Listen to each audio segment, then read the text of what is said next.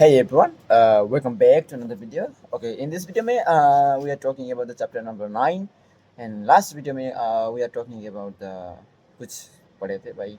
उस दिन बहुत थका हुआ था यार। तो उस वीडियो ना मेरा थोड़ा नींद बहुत आ रही मैं पढ़ा लेकिन ना आह, मैंने छूट गया बीच में से। वो उसको मैं आज कंप्लीट करूँगा क्योंकि वे बहुत ज़्यादा इस चैप्टर्स में ना लगभग 20 पेजेस होंगे। उसे रीड करेंगे। पहले स्टार्ट करते हैं। With persistence will come success. आपको सक्सेस से परसिस्टेंस से ही आपको सक्सेस मिलेगा। If you select your mastermind group with care you will have in it at least one person who will aid you in the development of persistent. Some men who have accumulated great fortunes did so because of necessity. They developed the habit of persistence because they were so closely driven by circumstances that they had to become persistent. There is no substitute for persistence. It cannot be supplanted by any other quality. Remember this, and it will hearten you in the beginning when the going may seem difficult and slow. Those who have cultivated the habit of persistence seem to enjoy insurance against failure. No matter how many times they are defeated, they finally arrive off toward the top of the ladder. Sometimes it appears that there is a hidden guide whose duty is to test men through all sorts of discouraging experiences. Those who pick themselves up after defeat and keep on trying arrive and world cries and bravo. I knew you could do it. The hidden guide lets know let enjoy great achievement without passing the persistence test. Those who can't take it simply do not make the grade. Those who can take it are bountifully rewarded for their persistence. They receive as their compensation whatever goal they are pursuing. That is not all. They receive something infinitely more important than material compensation, the knowledge that every failure brings with it the seeds of unequivalent advantages.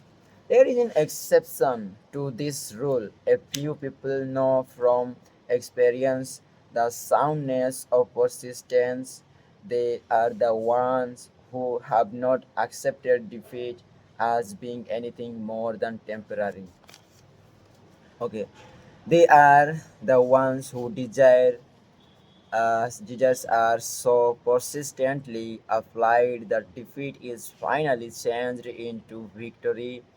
We who stand on the sidelines of life see the overwhelmingly large number who go down in defeat, never to rise again. We see the few who take the punishment of defeat as an urge to greater effort. These fortunately never learn to accept life's rewards gear, but what we do not see, what most of us never suspect of existing is the silent but irresistible power. Okay, silence is the irresistible power which may comes to the rescue of those who fight on in the face of discouragement. If we speak of this power at all, we call it persistence and let it go at that. One thing we all know, if one does not possess persistence, one does not achieve not worthy success in any calling. As these lines are being written, I look up from my work and see before me, less than a block away, the great mysterious broad way, the graveyard of dead hopes, and the front porch of opportunity. From all over the world, people have come to Broadway seeking fame, fortune, power, love, or whatever it is that human beings call success. Once in a great while, someone steps out from the long procession of seekers, and the world hears that another person has mastered Broadway. But Broadway is not easily nor quietly conquered. She acknowledges talent, recognizes genius, pays off in money only after one has refused to quit. Then we know he has discovered the secret of how to conquer Broadway. The secret is always inseparably attached to one word: persistence. A secret is told in the struggle of Fanny Forrest, whose persistence conquered the Great White Way. Okay, she came to New York in 1915 to convert writing into riches. The conversion did not come quickly, but it came for 4 years. Miss Hurst learned about the sidewalks of New York from first-hand experience. She spent her days laboring and her nights hoping. When hope grew dim, she did not say, "All right, Broadway, you win." She said, "Very well, Broadway, you may wave some, but not me. I am going to force you to give up." Okay, one publisher, the Saturday Evening Post, sent her 36 rejection slips before she broke the ice and got a story across. The average writer, like the average in other walks of life, would have given up the job when the first rejection slip came. She founded the pavement for 4 years to the tune of the publisher's no, because she was determined to win. Then came the payoff. The spell had been broken. The unseen guide had tested Fanny Host, and she could take it. From that time on, publishers made a beaten path to her door. Money came so fast, she hardly had time to count it. Then the moving picture made discovered her, and money came not in small change but in fluids.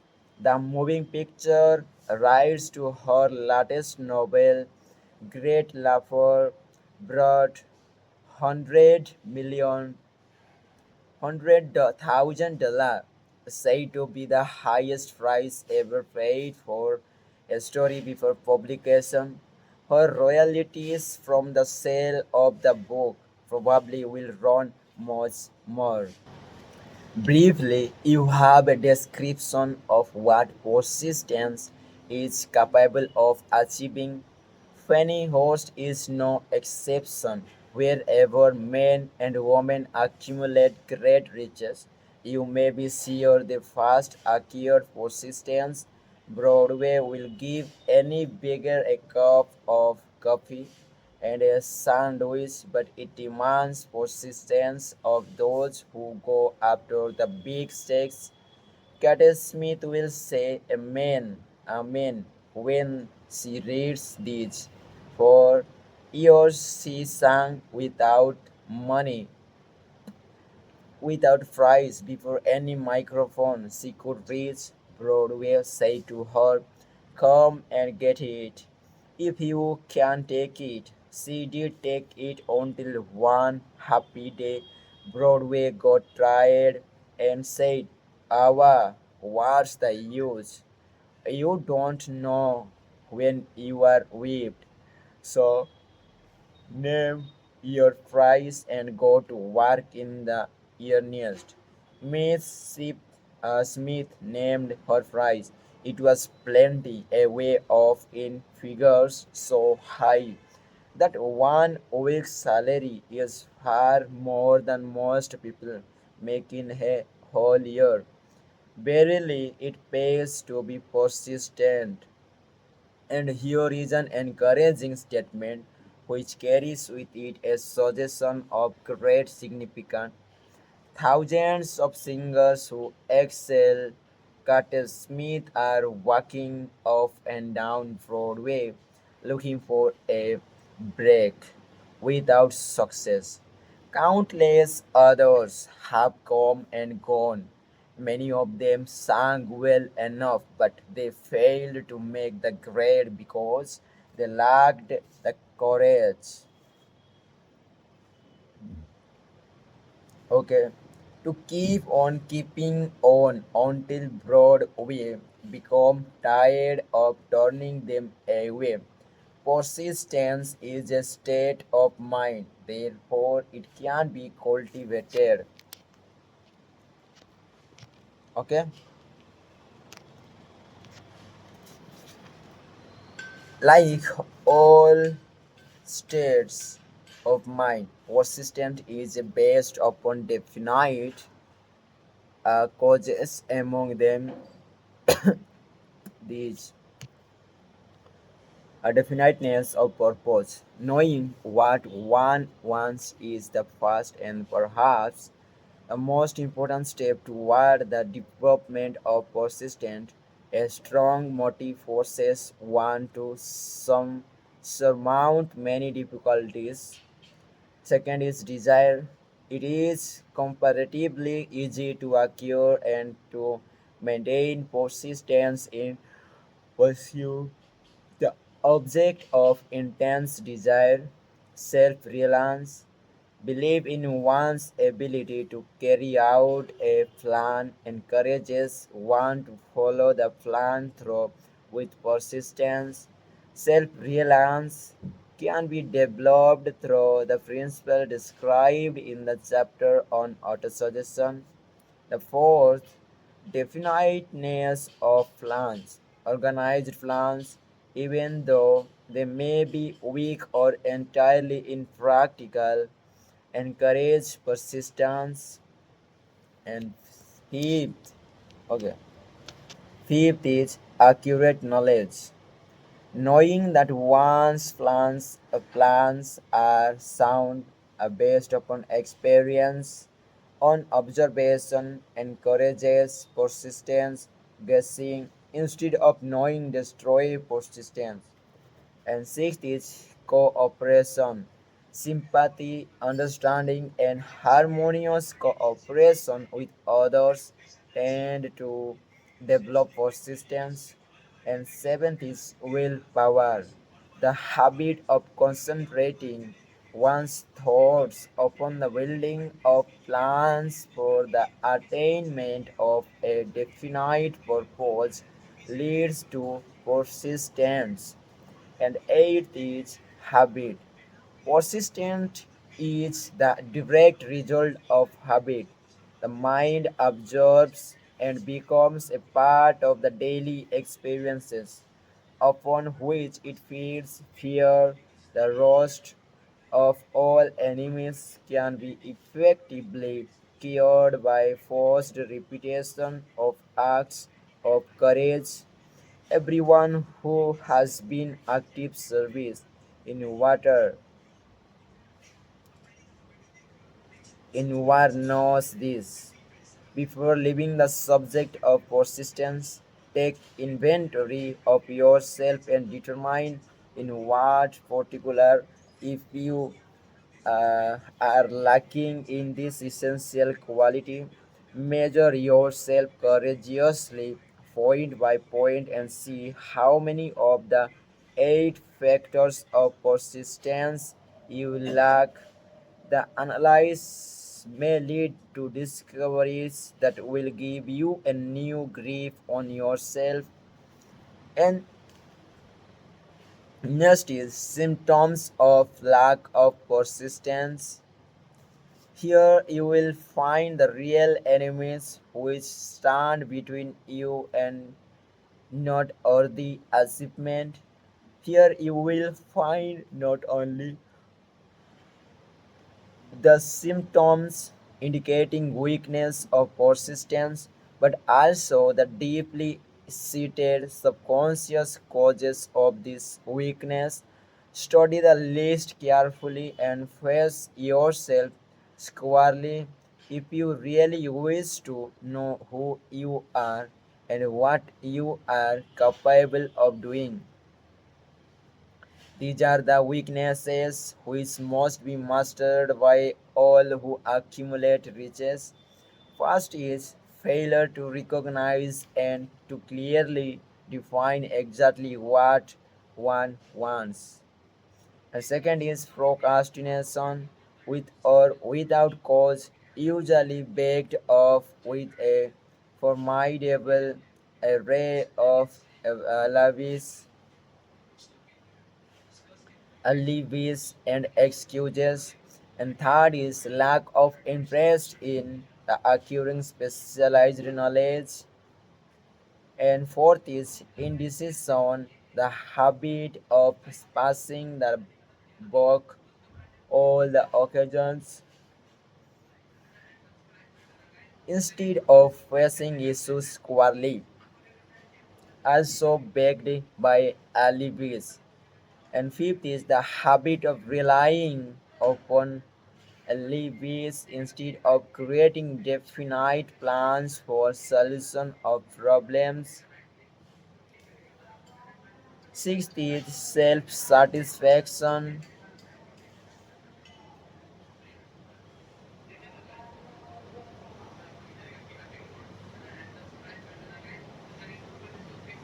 Okay. And sixth is self-satisfaction. There is a but little remedy for this affliction and no hope for those who suffer from it. And seventh is indifference, usually reflected given.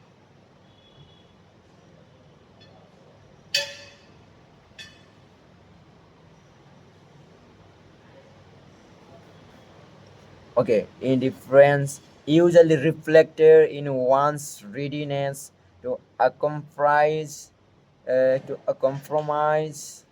on all occasions rather than meet opposition and fight it. Nay, the habit of blaming others for one's mistake and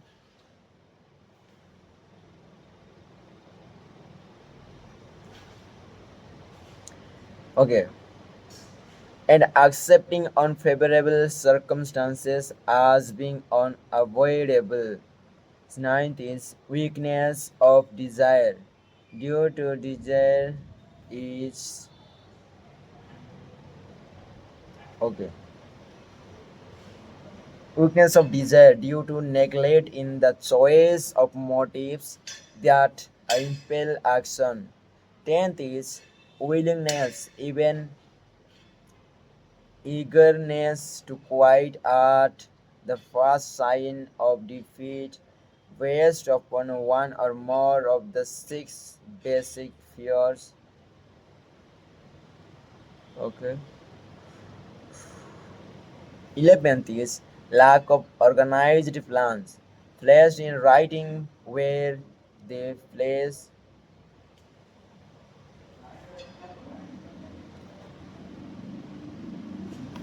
the habit of neglecting to move on ideas or to grasp opportunity which he wants.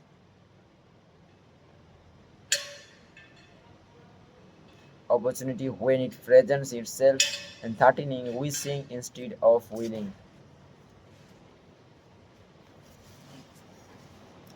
The habit of compromising with poverty instead of aiming at riches. General.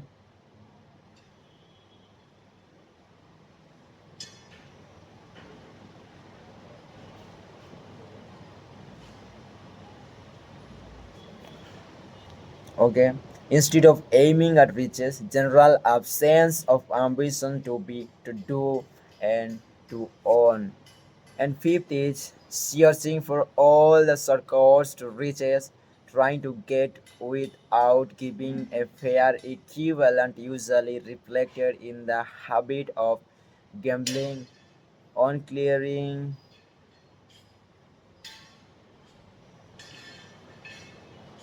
And sixteen is fear of criticism, failure to create plans and to put them into action because of what other people will think, do, or say.